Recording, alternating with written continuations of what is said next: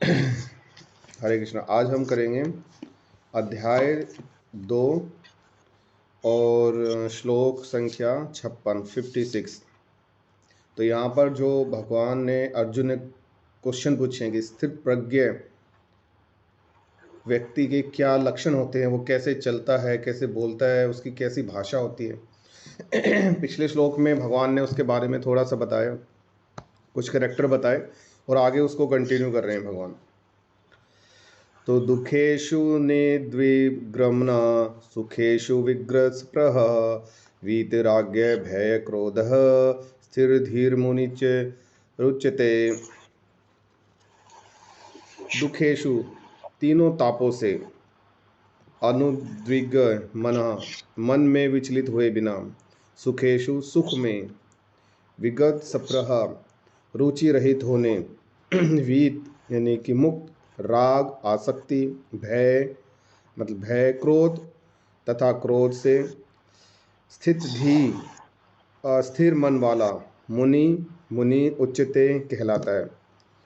तो तात्पर्य है यहाँ पर भगवान बोल रहे हैं इसका हिंदी में रूपांतरण, जो त्रय तापों के होने पर भी मन में विचलित नहीं होता अथवा सुख में प्रसन्न नहीं होता और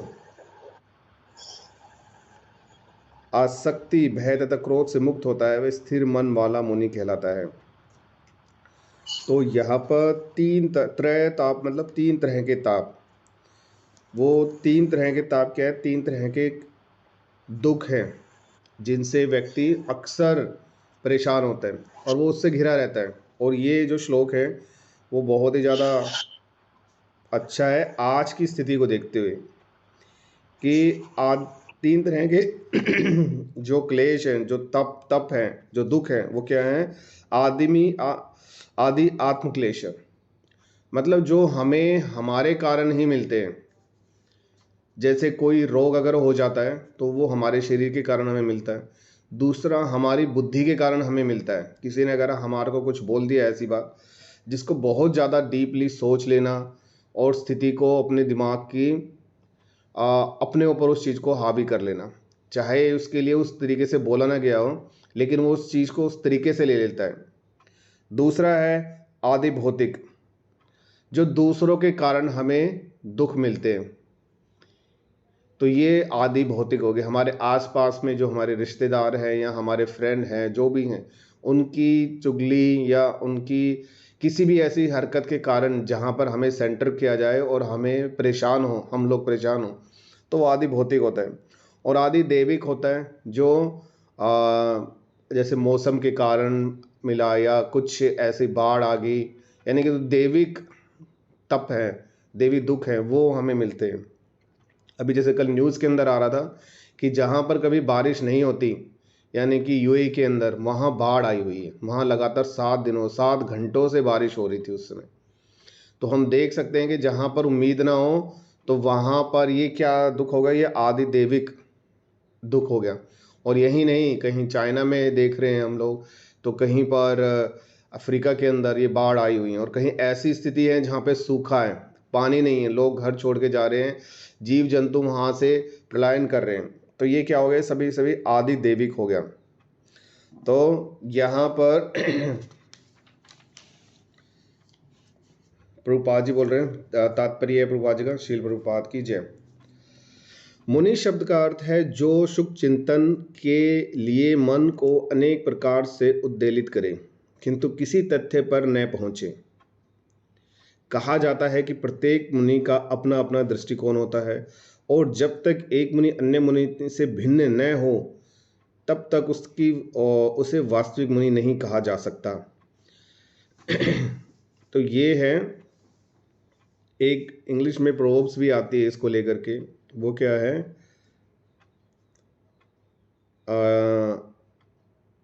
many of same trade seldom agree, मतलब एक ही सब्जेक्ट के कई बुद्धिजीवी, बहुत कम ही होता है कि वो एक बात पर एग्री करें। हर एक का अपना अपना अलग अलग मत होता है। अगर हम देखें कि इंग्लिश के 4-5 टीचर अगर इकट्ठे हो जाएं, सेम ही लेवल को पढ़ाने वाले, तो उनका हर एक का अपना अपना मत होगा, हर कोई अपने आप में अलग बताने की कोशिश करेगा। तो मुनि शब्द वो है जो चिंतन करता रहे, कुछ ना कुछ उधेड़-बुन उसमें दिमाग में चले, किसी भी चीज़ को लेकर के, लेकिन वो किसी भी निर्णय पे ना पहुँच पाए, उसका कोई निर्णय ना निकल पाए। और इसलिए कहा जाता है कि हर एक मुनि का अपना-अपना दृष्टिकोण होता है, हर किसी का अपना दृष्टिकोण है। जैसे कि हमने बहुत बार शास्त्रों में भी पढ़ा है, जो चैतन्य महाप्रभु जी के जो एक मित्र थे, जिन्होंने अपना शास्त्र उनको दिखाया, नाव में उनको लेके गए और अपना शास्त्र उनको पढ़वाया, तो भगवान बहुत खुश हुए उनके शास्त्र को पढ़ करके। उसमें त्रुटियां कम थीं, लेकिन भगवान ने कुछ उनको त्रुटियां बतानी शुरू की। तो उसके बाद उन्होंने अपना शास्त्र उनको दिया, तो उन्होंने उसमें पढ़ा, तो मतलब उन्होंने कोशिश की मैं कहाँ से इसमें कमी निकालूं, लेकिन वो जब उस उनका शास्त्र पढ़ने लगे तो उनके आंखों से आंसू आने लगे। तो भगवान ने उनसे पूछा कि आप रो क्यों रहे हो? तो उन्होंने बोला कि आपके शास्त्र में तो कहीं पर कोई भी त्रुटि नहीं है, अगर ऐसा हुआ तो फिर मेरे शास्त्र को कौन पढ़ेगा? और तब चैतन्य महाप्रभु ने वही उसी शास्त्र को वहीं पर ही गंगा नदी में डाल दिया और ये प्रण लिया कि आगे से मैं कुछ भी नहीं शास्त्र लिखूंगा, इसलिए जो भी कुछ पढ़ेंगे वो सब तुम्हारा ही पढ़ेंगे। और चैतन्य महाप्रभु ने उसके बाद कोई भी अपना हाथ से कोई शास्त्र नहीं लिखा। हालांकि वो इतने ज़्यादा निपुण थे, जैसे माता जी ने बताया था एक बार कि कश्मीरी पंडित, जो कि पीछे उनकी एक सवारी चलती थी जिसमें पता नहीं कितने लोगों के इस चीज़ के लेटर लिखे हुए थे कि हम इसके सामने हार चुके हैं, और वो उनसे उनके आगे नतमस्तक हो जाते हैं। वहाँ पर उसकी उनकी जीतने की जो सीमा है, जीतने का जो चक्र है, वो वहाँ पर टूट जाता है। तो आगे हैं वास्तविक मुनि, वही कहा जाता है, न चास वृक्ष मतः न भिन्नतम। महाभारत में इस बात को किया गया, किंतु जिस स्थिति मुनि का भगवान ने यहाँ उल्लेख किया है वह सामान्य मुनि से भिन्न है। स्थिति मुनि सदैव कृष्ण भावना भावित रहता है, क्योंकि वह सारा सृजनात्मक चिंतन पूरा कर चुका होता है। अब यहाँ पर क्या है कि स्थिर प्रज्ञ मुनि कौन है? जो भगवान श्री कृष्ण को जानता है। और ये फैक्ट है कि जब तक हम किसी दूसरे उसके शरण में रहते हैं, हमारा मन कभी स्थिर नहीं रहता। और जब भगवान श्री कृष्ण की शरण में आ जाते हैं और ये हम समझ जाते हैं कि हम कौन हैं और भगवान की क्या स्थिति है, तो हम स्थिर हो जाते हैं। हमें एक अपूर्व जो ऐसी शांति मिलती है जो कभी पहले हमने प्राप्त नहीं की है। तो प्रभुपाद जी इस चीज़ को बता रहे हैं कि यहाँ पर स्थित धी मुनि वह है जो एक शुद्ध वैष्णव है, वही भगवान श्री कृष्ण को जानते हैं और हर समय उन्हीं के बारे में सोचते हैं, और वह अपना सृजनात्मक चिंतन पूरा कर चुका होता है। सृजनात्मक चिंतन क्या है? वो ये चीज़ डिसाइड कर चुका होता है कि भगवान, हम लोग कौन हैं और हमारा क्या कार्य है। वह प्रशांत निषेध मनोरथांत कहलाता है, या जिसे सूक्ष्म चिंतन की अवस्था पार कर ली है और निष्कर्ष पर पहुंच गया है कि भगवान श्री कृष्ण या वसुदेव ही सब कुछ हैं। वसुदेव सर्वमिति स महात्मा दुर्लभ, वह स्थिरचित मुनि कहलाता है। अगर हम कहीं भी ऐसे जाएं, किसी मार्केट में अगर हम खड़े हो जाएं या किसी भी क्राउडेड वाली एरिया में अगर हम खड़े हो जाएं, तो अगर हम थोड़ा सा वहाँ खड़े होकर के इस चीज़ को एनालाइज करें कि यहाँ पर भगवान श्री कृष्ण, सिर्फ भगवान श्री कृष्ण को मानने वाले कितने भक्त हैं, तो शायद अगर वहाँ पर 1000 होंगे तो उसमें शायद आप ही खड़े होंगे जो इस चीज़ को देख रहे होंगे, क्योंकि भगवान को जानने वाले बहुत कम होंगे, तो एक विरले ही होते हैं। ऐसा कृष्ण भावना भावित व्यक्ति तीनों पापों के संघान से तनिक भी विचलित नहीं होता, क्योंकि वह इन कष्टों यानी कि तापों को भगवान भगवत कृपा के रूप में लेता है और पूर्व पापों के कारण अपने को अधिक कष्ट के लिए योग्य मानता है, और वह देखता है कि उसके सारे दुख भगवत कृपा से रंच मात्र रह जाते हैं। ये जो प्रभुपाद जी ने लाइन बोली है, लिखी है, ये बहुत ही ज़्यादा अच्छी है, आज के समाज में पूरी तरह से इम्प्लीमेंट होती है। यहाँ पर दो तरह के व्यक्ति हैं। एक वो जो कृष्ण भावना भावित है और एक वो जो कृष्ण भावना भावित नहीं है। दोनों ही एक ऑफिस में काम करते हैं। कुछ बात होगी जो कृष्ण भावना भावित नहीं है, उसको ये रहेगा ये मेरे बारे में बात बोली गई है, ये मेरे बारे में क्यों बोली गई है, आज मेरे बॉस ने मेरे को अच्छे से लताड़ दिया है, आज मैं वहाँ गया था, आज मेरी वाइफ से लड़ाई होगी, वहाँ मैं किसी से मिला, उससे झगड़ा हो गया, आज मेरा एक्सीडेंट हो गया, ये कोई जीवन है?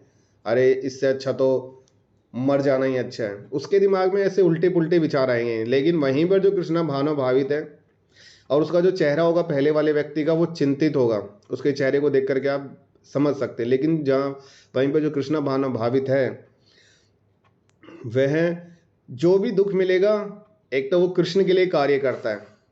तो अगर उसको कुछ डांटा भी जा रहा है या कुछ ऐसी दिक्कत आ रही है, तो वो बहुत सहज स्वीकार करेगा कि जो मैं सुन रहा हूँ ये मैं अपने भगवान के लिए सुन रहा हूँ, बड़ा खुश रहेगा।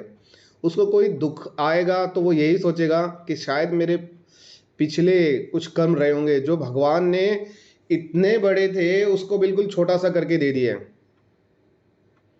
एक बार हम एक भक्त से मिले तो माता जी हमारे सेंटर में ही है। माता जी का एक बार एक्सीडेंट हो गया और मतलब कुछ आप सोच नहीं सकते क्या रीज़न था वो, और वो गिर गई, उनके हाथ में फ्रैक्चर हो गया।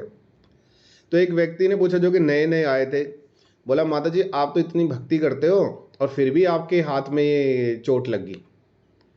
तो माता जी ने बहुत ही अच्छा रिप्लाई किया, बोला कि प्रभु जी अगर मैं भक्ति करती हूँ तभी तो भगवान ने मेरे को ये छोटा सा कष्ट दिया है, और अगर मैं भक्ति नहीं कर रही होती तो पता नहीं मेरे पाप कितने बड़े होंगे, क्या मेरा एक्सीडेंट हो जाता, मैं रहती भी या नहीं रहती।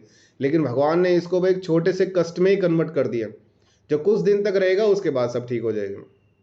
तो ये है सोच। जो कृष्ण भावना भावित होता है वो उसको, और उनके चेहरे पर दर्द तो था शरीर में, लेकिन उसके बाद उनका चेहरा बिल्कुल वैसा ही था जैसे पहले था, बस फर्क ये आ गया था कि हाथ में प्लास्टर लग गया था, दैट्स इट। तो अपने सुख के लिए अयोग्य मानता है, कष्ट के लिए योग्य मानता है। इस प्रकार जब भी वह सुखी होता है तो अपने सुख के लिए योग्य मानकर इसका श्रेय भी भगवान को देता है। दुख खुद लेगा और सुख आ गया है तो वो भगवान ने दिया है, तो वो भगवान को अर्पित है। जैसे सुदामा जी थे, उनके बारे में बोला जाता है कि एक मुनि ने शायद उनको, भगवान श्री कृष्ण को श्राप दिया था कि तुम अपने एकदम क्या बोलते हैं उसको, गरीब रहोगे, तुम्हारे पास कभी पैसे नहीं रहेंगे। तो ये जब सुदामा ने सुना इस श्राप को तो वो बिल्कुल इस सकते में आ गए कि जो ब्रह्मांड के स्वामी हैं, अगर वही लक्ष्मी रहित रह गए तो सारे ब्रह्मांड का क्या होगा। तो उन्होंने उस श्राप को अपने ऊपर लिया और भगवान के उस कष्ट को खुद सहा।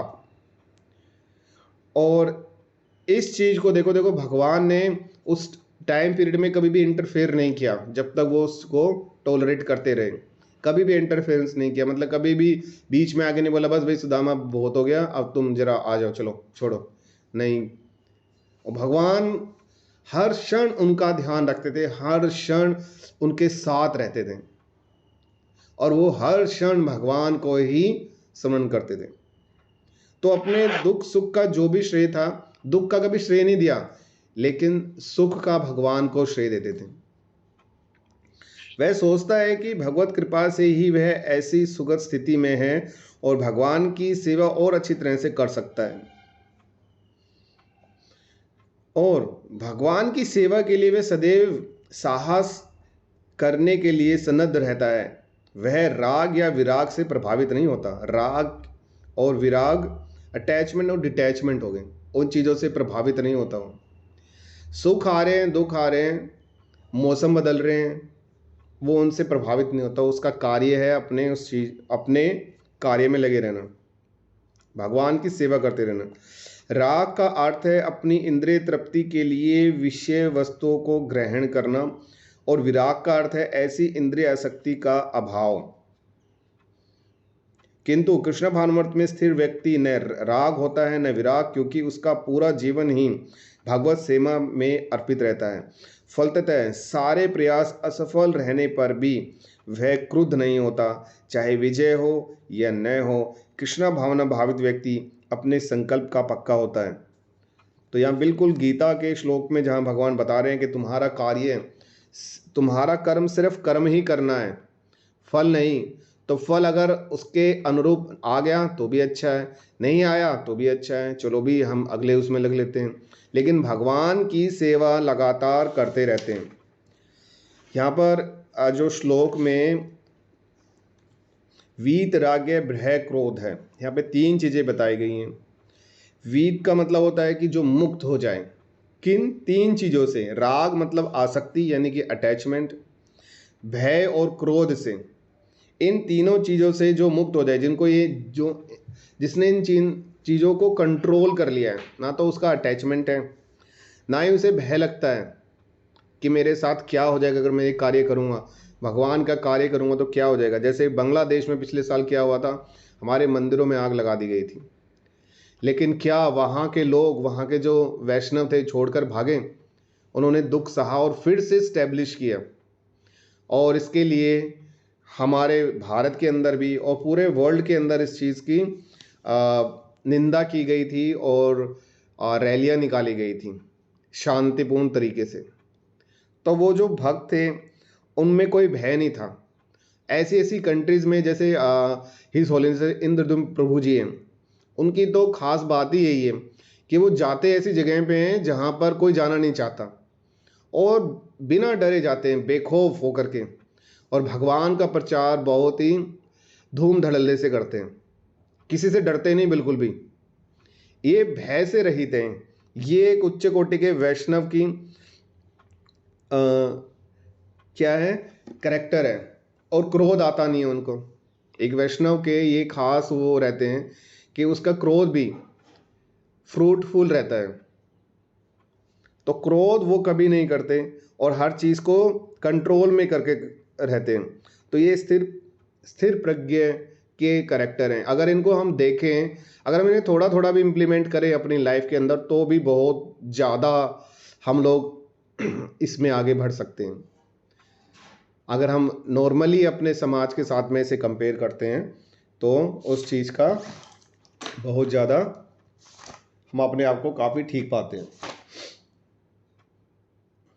अभी जैसे कोई भी माता जी या प्रभु जी अपने घर के अंदर कोई सब्जी चॉपिंग कर रहे हैं, काट रहे हैं, और गलती से उनकी उंगली कट गई तो शोर मचा देंगे, हाय उंगली कट गई, ये क्या है उंगली, एक तो हम प्रसाद बना रहे थे भगवान के लिए, यार हमारी उंगली कट गई, ये क्या भगवान है, कुछ ध्यान व्यान नहीं रखते हमारा तो, ठीक है। वहीं पर दूसरा जो भक्त है, ये नए नवेले भक्त की थोड़ी सी करेक्टर हैं। वो तो सब्जी वब्जी को साइड में रख करके पट्टी वट्टी बांध कर बोले मैं, मेरे को नहीं करना है काम। लेकिन एक जो भक्त है दूसरा, वो सोचेगा अरे भगवान तो बड़े अच्छे हैं, पर छोटी सी चोट से बचा लिया, उंगली कट जाती तो ये सोच आ जाती है। फिर जब भगवान के लिए हम सोचते हैं ना, तो ये सोच आ जाती है। हरे कृष्ण प्रभु जी। अगर इसमें कोई भी और भक्त अपनी तरफ से थोड़ा कुछ ऐड करे, कि जितना मैंने इसमें देखा और मैंने बताया, तो गौरव प्रभु जी आप थोड़ा सा इसमें बताइए। हरे कृष्ण प्रभु जी, आपने सब कुछ तो एक्सप्लेन कर ही दिया वैसे बहुत अच्छी तरह उदाहरण से।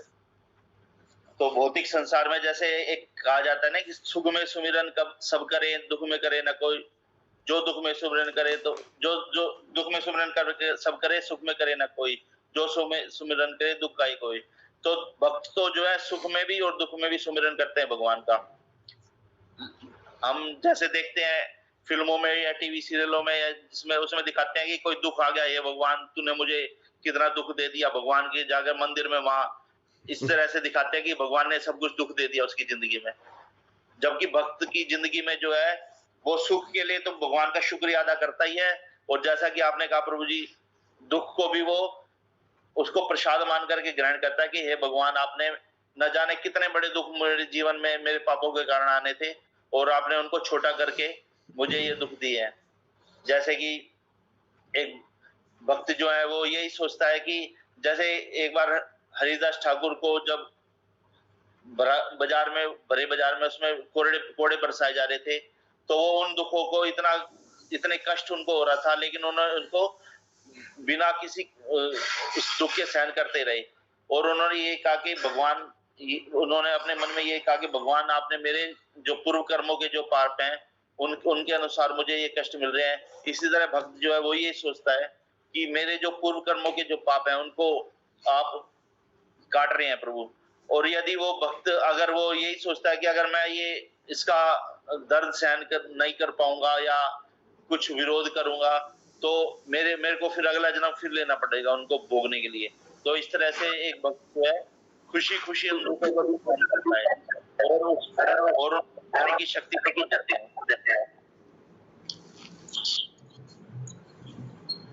इसी तरह से जो है हरे कृष्णा प्रभु जी, म्यूट कर लीजिए प्रभु जी।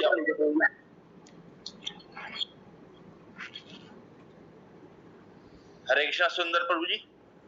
जी प्रभु जी म्यूट कर लीजिए आप।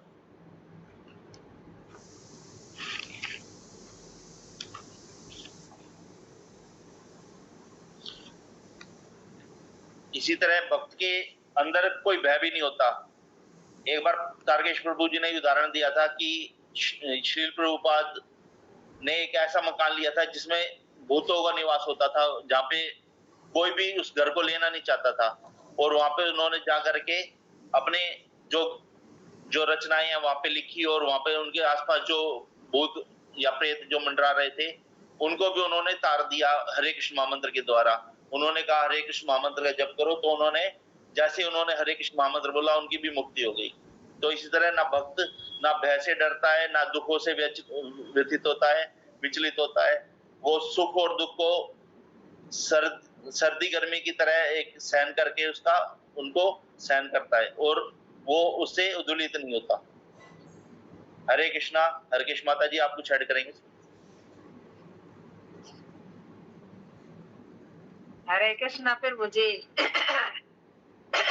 मुझे ने सब सही बता ही दिया। फिर मुझे मुनि का शब्द अर्थ यही है कि जो सुसुप्त चिंतन के लिए ही मन को अनेक प्रकार के ही उद्वेलित करे कि किंतु किसी भी तथ्य पर वह पहुंच सकते हैं। कहा जाता है कि प्रत्येक मुनि ही अपना अपना ही दृष्टिकोण होता है और जब एक के मुनि अन्य मुनियों से भिन्न हो तब तक ही वास्तव मुनि ही कहा जा सकता है। तो वो कि जैसे कि अब मुनि उसे कहा जाता है जो अपने ही मतलब अपने ही मन में मतलब अपने ही मन में संतुष्ट रहे, मतलब किसी भी की भावना या किसी दुख या सुख का मतलब कोई उसमें प्रभाव नहीं पड़ता। मतलब ऐसे व्यक्ति जो सारी इंद्रियों से अपने इंद्रियों को कंट्रोल में और अपने मन को कंट्रोल में कर लेता है, ऐसा ही व्यक्ति ही शिखर मुनि कहलाता है। और यही बताया इसमें, जैसे कि ये बताया एक श्लोक यहाँ पे आया है 7वां अध्याय का 19वां श्लोक। 19वां श्लोक आया, बहु नाम जन्म मानते ही ज्ञानवाना मान परबधन्ते वसुदेव सर्वमिति स महात्मा दुर्बला। अनेक जन्म के बाद ही जैसे कि सचमुच ज्ञान होता है जो मनुष्य को फिर कितने जन्मों के बाद ये मानव शरीर मिलता है, और तब उसे ये जैसे कि ये सचमुच ये ज्ञान होता है कि वह मुझे समसति कारणों का कारण जानकर मेरी शरण में आता है, कि ऐसा महात्मा अत्यंत दुर्बल होता है। अब केवल हम कितने जन्मों से हमें ऐसे ही संसार में फंसे हुए जन्म लेते हैं, मरते हैं, और जब हमें भगवान की शरण हमें ये किसी भक्त के संकल्प में आते हैं तो हमें ये पता चलता है, तो हमें ज्ञान होता है कि वे हम कथा सुनते हैं, ये करते हैं, तो हमें पता होता है कि हम आत्मा नहीं है, मतलब शरीर नहीं है, आत्मा है। तो हमने अपने आप को पहचानने का मतलब ये कारण प्राप्त होता है, और तब हम भगवान की शरण में जाते हैं, और तब हम इसे अपना वो कर लेते हैं। जैसे सुख दुख, ये सुख दुख क्या है, ये तो सर्दी गर्मी की तरह है। जैसे दूसरे अध्याय में ये भी आया ना, 14वां श्लोक है, अगर कोई हे कुंती पुत्र सुख या दुख का क्षणिक दे तथा इस काल क्रम में उनका धाम होना सर्दी गर्मी के आने जाने के समान है। अब ये तो धूप छाया की तरह है, बस ये तो आते हैं चले जाते हैं। जो भगत होता है हे भारतवंशी, वे इंद्रिय बोध से उत्पन्न होते हैं और मनुष्य को चाहे कि ऐसे अचल भाव से उनको सहन करना सीखे। अब सुख दुख तो ये तो आएंगे जीवन में, चाहे भगत हो और चाहे भगत हो। दोनों के जीवन में जो हमने पिछले कर्म करे हैं उसके अनुसार हमने सुख दुख तो आते ही है। जैसे प्रभु जी ने बताया कि अब ये जैसे कि हम भगत हो जाते हैं, कृष्ण भावना भावित हो जाते हैं, तो भगवान हमारे कष्टों को, जो इतना बड़ा कष्ट है उसको हमें कम करके देते हैं।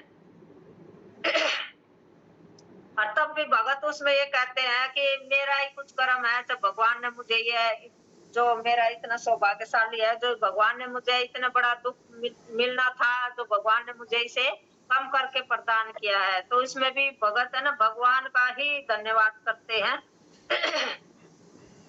ये है इसमें शिथिर है, जो कृष्ण भावना में शिथिर व्यक्ति न तो राग होता है न विराग, क्योंकि उसका पूरा जीवन ही भगवत सेवा में अर्पित रहता है। फलत सारे प्रयास असफल रहने पर भी वे कुछ क्रोध नहीं होता। अब जब उसके पास कुछ भी हो या सब कुछ छीन जाए, न वह बंगला की न कोई गाड़ी की, मतलब कोई ऐसा है भाई मैं तो बस पैदल ना जाऊं, मैं तो बस में जाऊंगा, मैं तो ये, अब आजकल कितनी सुविधा हो गई है ना, पहले पैदल ही जाए करते। तो ऐसे वह तो मतलब साधारण भगत होगा, वो तो मतलब सारी हर परिस्थिति में ही वो खुश रहना चाहेगा। उसके पास जो कुछ हो या ना हो, मिले या ना मिले, सब में संतुष्ट रहना चाहेगा। जो भगवान की ही सेवा करता है, कृष्ण भाव में शिथिर रहता है, उसे ना तो कोई संसार से कोई मतलब है, न अपने ही धन सुख के लिए कुछ कोई, चाहे हानि हो चाहे लाभ हो, वो सब भगवान को ही अर्पण करता है। ये सब भगवान की कृपा है जो मुझ पर हो रही है। मतलब भगवान का ही मतलब सेवा करता है, उसमें वो हमेशा ही है ना। उसमें मतलब साधारण मनुष्य कैसे होते हैं, उसने कोई कामना की है और उसकी कामना पूरी नहीं होती, तो उसको क्या, उसको क्रोध आता है। क्रोध से ही उसको क्रोध आता है, अब मेरी ये कामना पूरी नहीं हो, भक्ति से हट जाता है। भगवान ने मेरी ये कामना पूरी नहीं की तो उसकी भक्ति करना छोड़ देता है। क्या करते हैं भगत, कृष्ण भावना में भी आता है तो भी उसका कोई कुछ भी नुकसान हो जाता है, कोई कामना पूरी ना होती तो सबसे पहले क्या करता है, दुख आता है तो भी तो सबसे पहले माला ही छोड़ता है। एक बार सच्चे पते प्रभु जी भी कह रहे थे ना, क्या एक माता जी को मैंने भगवत गीता दी यार, तो दूसरा दिन वो आई मेरे को, बोली ये भगवत गीता ना आप वापिस ले लो, क्योंकि इस भगवत गीता के आने से ना मेरी वॉशिंग मशीन खराब हो गई। बोले इस भगवत गीता से और आपकी वॉशिंग मशीन से क्या कनेक्शन है इसका?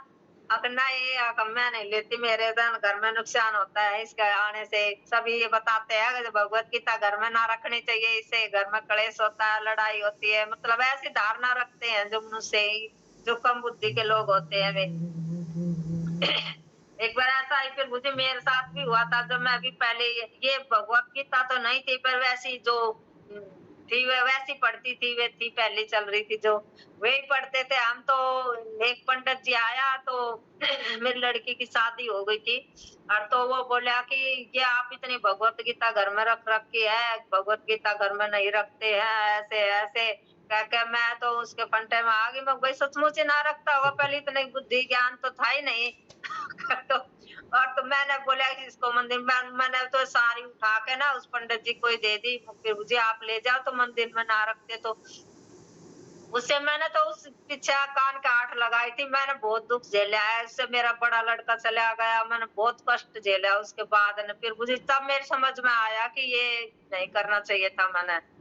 पर जो कहते हैं ना, जब बुद्धि ना थी तो ऐसे गलत काम कर दिए। अब तो भगवान के हम इतने ग्रंथ रखते हैं, तो ये तो घर में रखे हुए भी फायदे करते हैं। कहते हैं ना, चलते फिरते इनके दर्शन हो जाता है ना, उसके दर्शन से भी भक्तों का कष्ट कटता है।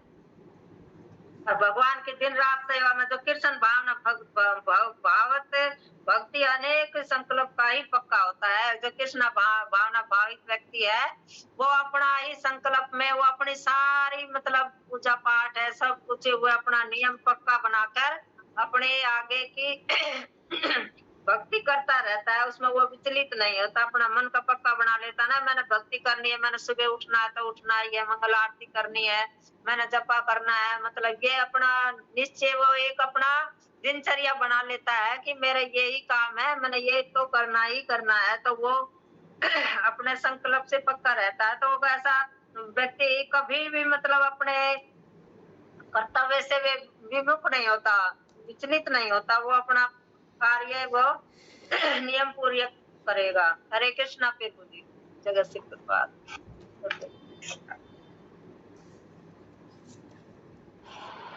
हरे कृष्णा कृष्णा माता जी, आप भी प्रकाश डाली कुछ।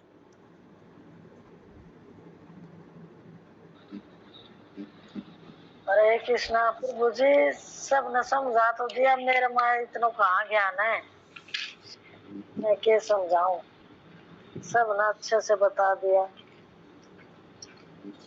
ये भी है कि इसमें मुनि का अर्थ और वह सुख चिंतन के लिए मन को अनेक प्रकार से विचलित करे, किंतु किसी तथ्य पर न पहुंच सके, कहा जाता है एक मुनि का अपना अपना दृष्टिकोण। तो ये है कि इसमें प्रत्येक मुनि का अपना अपना दृष्टिकोण होता है, अपना अपना अपना दृष्टिकोण होता है कि कोई किसी तरह करता है, जैसे भगवत गीता का जो ये करता है ध्यान, वो तो भगवान के संग भावना भावित होता है और अपना अपना दृष्टिकोण करता है, कोई किसी तरह करता है, कोई किसी तरह करता है, न वो तो तक वास्तविक मुनि नहीं कहा जाता और न वह वास्तविक मुनि कहा जाता है कि विषय मत है विनय महाभारत है। किंतु जिस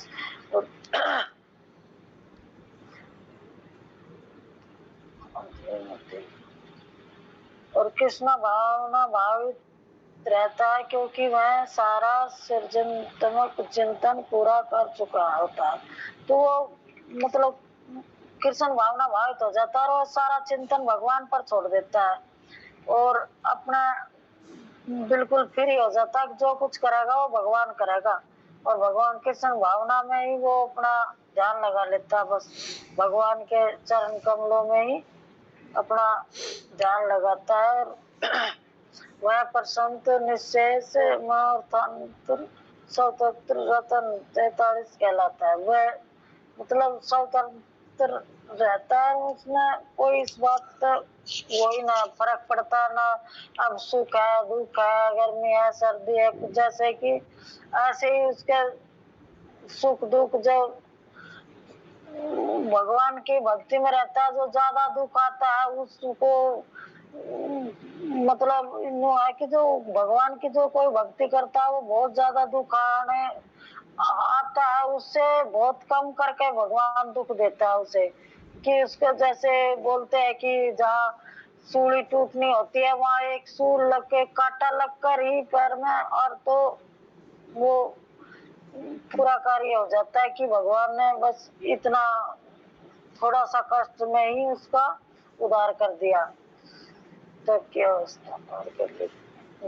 और इस निष्कर्ष का पहुंचा कि भगवत श्री कृष्ण भगवान श्री कृष्ण या वासुदेव ही सब कुछ है। और इसमें ये बता रहा कि जो भगवान है, भगवान श्री कृष्ण और वासुदेव ही सब कुछ वही है, मतलब कि ना कि वो भगवान है वो भगवान है, मतलब कि सब भी पूरे ब्रह्मांड में मतलब कि एक ही भगवान है श्री कृष्ण भगवान। कि विष्णु भगवान से भी इसमें 4 गुण फालतू है, उसमें 64 गुण है, तो विष्णु भगवान से भी ऊपर है श्री कृष्ण भगवान। और वासुदेव सर्वमिति से महात्मा दुर्बल है।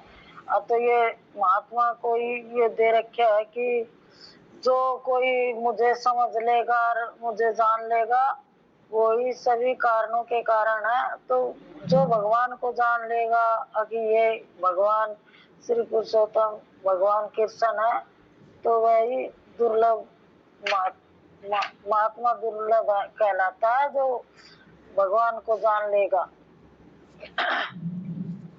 और सिमित मुनि कहलाता है, और वह ही शिथिर चित्त मुनि कहलाता है, उसी को मुनि कहा जाता है। वैसे तो सब मुनि का अपना अपना अलग अलग महत्व है, कोई किसी तरह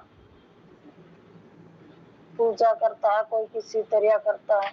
ऐसा के संभावना भावित व्यक्ति तीनों तापों के संघात तनक भी विचलित नहीं होता। और मतलब तीनों तापों के जो कोई भी दुख सुख कुछ भी आए वो विचलित नहीं होता, वो अपने बस कृष्ण भावना भावित में ही अपना कृष्ण भगवान का ध्यान में ही लगा रहता है। क्योंकि वह इन कष्टों तापों को भगवत कीर्ति कृपा के रूप में लेता है, भगवान के उसमें लेता है कि जो भगवान ये मेरे में तो बहुत बड़ा कष्ट आना था, लेकिन अगर मैं आपकी भक्ति कर रहा हूँ और आपका ध्यान कर रहा हूँ तो ये तो बहुत छोटा कष्ट दिया आपने मुझे, तो वो भगवत कृपा के रूप में ही ले लेता है उसे, भगवान के रूप में ही, भगवत कृपा के रूप में। अब ये तो बहुत ज्यादा आना था, ये तो बहुत कम मिला मुझे। और पूर्व पापों के कारण अपने को अधिक कष्ट के लिए योग्य मानता है कि मैंने ना पता कितने पाप किए होंगे और ये दुख तो आपने मुझे बहुत छोटा दिया है, ये कष्ट तो बहुत छोटा दिया है आपने, कि उसके सारे दुख भगवत कृपा से रंचमांतर रह जाते हैं, कि भगवान सारे दुख जो भगवत कृपा से रंचमांतर रह जाते हैं। मतलब कि भगवान का जो ध्यान करेगा और भगवान की जो भक्ति करेगा तो उसका दुख अपने आप ही सारा, मतलब अपने आप ही सारे दुखों से वो मुक्त हो जाएगा, सब दुख आराम से सहन कर सकता है। वो जैसे सर्दी गर्मी करते हैं, दुख सुख आता है तो वो अपने आप ही इन दुख सुखों से पार हो जाता है। इस प्रकार जब वह सुखी होता है तो अपने को सुख के लिए योग्य मानकर इसका भी श्रेय भगवान को ही देता है, कि भगवान आपकी वजह से ही मैं सुखी हूँ। और ये श्रेय भी वो भगवान को ही देता है कि भगवान आपकी ही माया है, आपकी वजह से ही मुझे ये सुख मिला है। और वह सोचता है कि भक्त कृपण से ही वह ऐसी सुख स्थिति में है और भगवान की सेवा और अच्छी तरह से कर सकता है। कि जब मैं भगवान कृष्ण की भक्ति कर रहा हूँ तो जब भी मैं सुखी हूँ और मेरा शरीर भी ठीक है, इसी अगर मैं ठीक हूँ, मेरा शरीर ठीक है, और जब भी मैं भगवान की सेवा और अच्छे तरह से कर सकूंगा और अच्छे तरह से करूंगा, जब मेरा शरीर सही रहेगा, जब भी मैं भगवान की सेवा अच्छे से कर पाऊंगा। तो ये सारा श्रेय भगवान को ही दे रहा है, कि ये सब कुछ भगवान आपकी वजह से ही हो रहा है, जो सुख है ये सब कुछ मैं आपकी वजह से ही भगवान आपकी सेवा कर रहा हूँ और भगवान की सेवा और अच्छी तरह से कर सकता हूँ। और भगवान की सेवा के लिए तो यह सदैव साहस करने के लिए संशुद्ध रहता है। तो हमेशा चाहे कुछ भी हो जाए, हमने बस सुबह यही सोचना है, हम यही सोचते हैं कि हम अपने दिल में ये संकल्प करते हैं कि मैंने सुबह उठना है, मंगल आरती करनी है, भगवान का गुणगान करना है, भगवान की सेवा करनी है और जप माला करनी है, जप करना है। मतलब कि वो यही सारा दिन यही रखता है, साहस सब करने के लिए सन रहता है कि मैं भगवान की हमेशा सेवा करता रहूं। राग विराग से प्रभावित नहीं होता, कोई राग विराग से वो प्रभावित कैसा भी कोई, चाहे उसे कोई कुछ बोल दे या कुछ ना बोले, कोई गलत बोल दे तब भी वो हर बात को सहन कर लेता है। और जैसे ही कि हम भौतिक शरीर उसमें है तो हम हमारे से अगर कोई ऐसा बोल दे तो हम टेंशन ले लेते हैं कि उसने मेरे से ऐसा बोल दिया, ऐसा नहीं बोलना चाहिए था। तो ये कि जो कृष्ण भावना भक्ति होता है तो वो सब कुछ सहन कर लेता है। उसमें इतनी विमरता आ जाती है, विमरता कि वो हर चीज को सहन कर सकता है। इतनी शक्ति दे देता है भगवान उसको, उसका इतना स्वभाव ऐसा बना देता है कि वो सारी दुख सुख हर बात को, हर चीज को नम्रता से लेता है और क्रोध नहीं आता उसको। ऐसा इंद्रिय आसक्ति का अभाव, किंतु कृष्ण भावना अमृत में स्थिर व्यक्ति में न राग होता है और न विराग। तो ये जो कृष्ण भावना भावित होता है वो ये व्यक्ति यही कर सकता है, यही सोच सकता है। भौतिक संसार में नहीं। भौतिक संसार में तो अगर थोड़ा सा किसी को कह दे तो मरने मारने के लिए तैयार हो जाते हैं, लेकिन वो तो सारी बात भगवान की भक्ति में जो लगा रहता है कृष्ण भावना में, वो सब कुछ सहन कर लेता है। विनर माता उसमें न गुस्सा आता, न क्रोध आता, न कुछ, वो सब कुछ आराम से सहन कर लेता है विराग, क्योंकि उसका पूरा जीवन ही भगवत सेवा में अर्पित रहता है कि वो सिर्फ भगवान पर स्थिर रहता है और अपना जीवन को पूरा को भगवान की सेवा में लगा देता है कि बस मैंने तो भगवान की सेवा करनी है और कुछ ना देखना। फलत सारे प्रयास असफल रहने पर भी वह कुदरत नहीं होता, तो वो क्रोध नहीं होता, चाहे उसके कोई काम पूरा हो या ना हो, कोई किसी चीज का फल मिले या ना मिले, लेकिन वो क्रोध नहीं होता, उसमें क्रोध आता ही नहीं।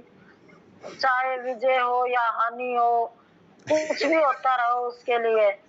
कृष्ण भावना भावित व्यक्ति अपने संकल्प का पक्का होता है, तो उसके लिए चाहे विजय हो या हानि हो या कुछ भी हो, चाहे घाटा हो जाओ बिजनेस में हो या किसी में हो, बस वो सिर्फ भगवान में स्थिर रहता है और कृष्ण भावना भावित में रहता है। और वो अपने संकल्प का पक्का होता है कि जो कुछ कर रहा है वो भगवान कर रहा है और जो कुछ आगे होगा वो सब भगवान की मर्जी से हो रहा है। जो कुछ हो रहा है वो ना पता मेरे कौन से जन्म का ये कष्ट है, जो भगवान इनको इसी जन्म में पूरा कर दे ताकि अगला जीवन मेरा अच्छा से बीते, और वो इसी तरह अपने भगवान की भक्ति में लगा रहता। वो कोई सुख दुख में या लाभ आने ना फिर मुझे मना तो और इतना कुछ ना पता।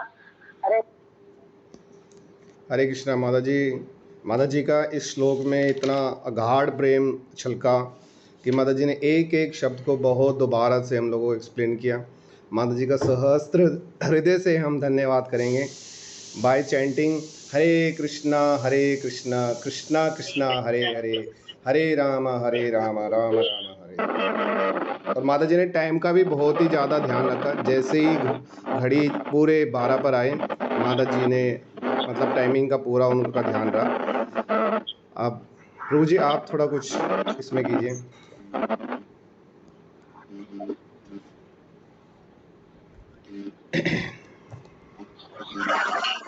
हरे कृष्णा हरे कृष्णा हरे कृष्णा कृष्णा कृष्णा हरे हरे, हरे राम राम राम हरे हरे।